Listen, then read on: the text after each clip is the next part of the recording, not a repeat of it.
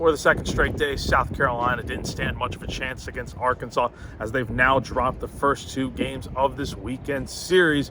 But for a time on Saturday in the early going, maybe things didn't have to get to where they were by the end of the game. The Gamecocks in the bottom of the first with Jake McCoy on the mound quickly retired the first two batters of the afternoon, and McCoy looked to be potentially on his way to a scoreless first inning, retiring the side in order, and he plunked a batter, which put one on with 2 outs, no harm, no foul, right?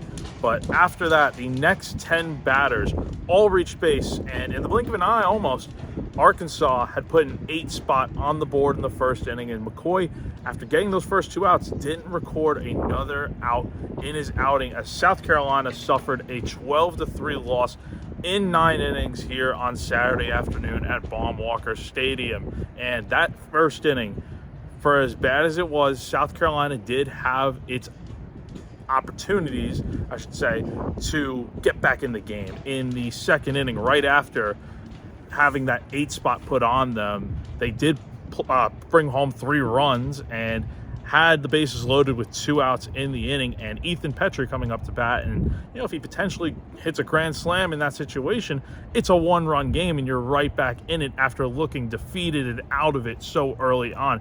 But as it turned out, Petrie grounded into a fielder's choice, and that was the end of the inning. And the Gamecocks had another opportunity to get back in it, albeit they were down by a few more runs now at this point.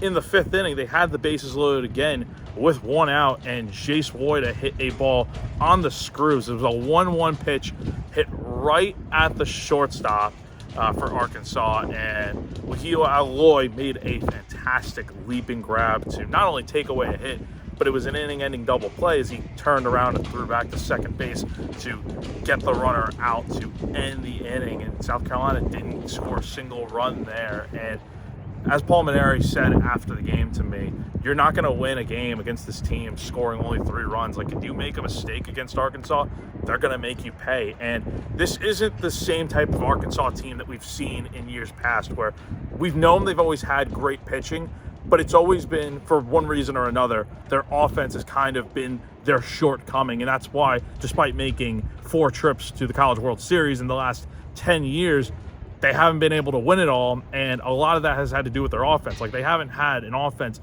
hit above 300 in a season since 2010. But with this Razorbacks group that has now scored so many runs this season, I mean, they have just crushed the ball in these first 2 games against South Carolina, scoring 24 runs.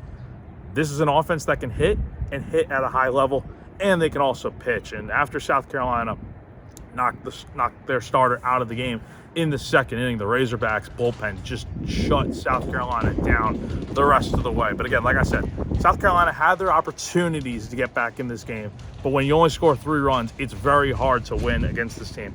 Now, for everything that did go wrong in this game, I thought the bullpen was probably the lone standout, though, as Mainieri put it to me, he did say it wasn't good enough. And Roman Kimball and Ashton Crowther each gave up a pair of runs, but had their moments where they pitched pretty well, again, just making a few mistakes. And then after that, Zach Russell and Jackson Susie pitched scoreless innings to round out the day for the bullpen that had to pitch 7 1/3 innings. And heading into the series finale tomorrow afternoon, South Carolina will have a lot of its main options available in the bullpen. Like, think about it. You haven't thrown Brendan Sweeney, Tyler Pitzer, a lot of your higher leverage guys that you can go out there and have. And you also have Dylan Eskew starting on the mound tomorrow. So Mainieri does hope that the pitching can end up doing its part tomorrow to, not allow Arkansas to put a ton of runs on the board. But more than anything, he wants to see this team hit. They have to be able to hit to win these games, because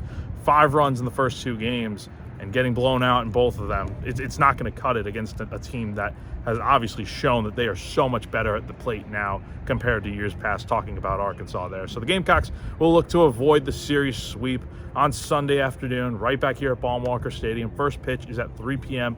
on SEC Network Plus. As I mentioned before, Dylan Eskew will get the start on the mound for the Gamecocks as they look to avoid the series sweep. So once again, South Carolina loses 12-3 to Arkansas on Saturday afternoon here in Fayetteville. For GamecockCentral.com, I'm Jack Veltri.